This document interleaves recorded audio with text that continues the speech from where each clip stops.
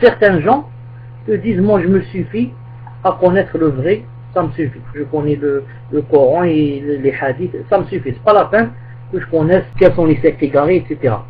Et comme vous devez le savoir, bien sûr, maintenant que ces sectes sont nées et ont existé et sont là avec toi et vivent avec toi, ne pas les connaître devient un grand danger pour le musulman et pour la Ummah. C'est même un grand danger pour la personne elle-même. Si quelqu'un ne sait pas, qu'est-ce que ça veut dire ça? Qu'est-ce que ça veut dire Rafida? Qu'est-ce que ça veut dire Jahmi? Qu'est-ce que ça veut dire Mu'tazili? Il ne sait pas.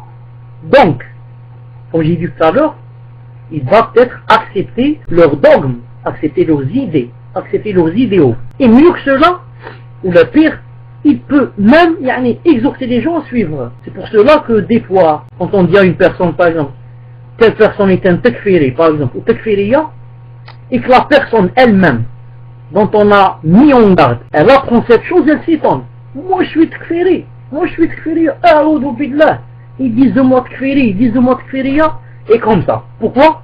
Parce que la personne elle-même, ne sait pas, elle ne fait pas exprès. Elle ne fait pas exprès quand elle a dit, pourquoi ils ont dit de moi takfiri, ou bien takfiriya. Elle-même ne sait pas c'est quoi le takfir. Ne sait pas c'est quoi le jahmisme, ne sait pas c'est quoi l'ash'arisme, et comme ça. Et c'est pas la peine de vous citer le hadith du prophète sallallahu alayhi wa sallam qui dit que cette umma va se diviser en 73 sectes.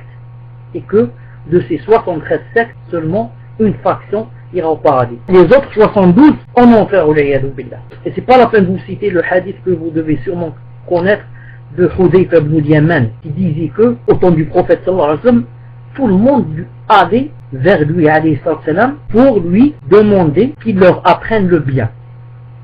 Sauf moi, j'allais vers lui, ou là je m'asseyais auprès de lui pour qu'il m'apprenne le mal. Car celui qui ne connaît pas le mal, qu'est-ce qui lui arrive? Il peut le faire et il peut être touché par ce mal sans qu'il s'en rende compte. Il ne sait pas. Il ne sait pas que cette chose est une bid'a.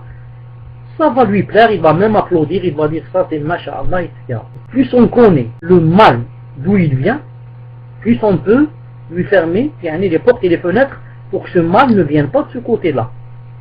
Et plus on sait et on connaît que telle chose est un mal, telle chose est une bid'a, telle chose est haram, c'est là qu'on peut bien sûr l'éviter.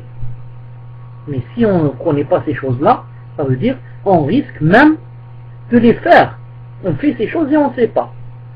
Et pire encore, on peut même exhorter les gens à suivre telle et telle chose alors que c'est une bid'a ou c'est une chose vraiment réprimandée en islam. Pourquoi? Parce qu'on ne sait pas que cette chose est un mal. D'où la nécessité de connaître les sectes égarées.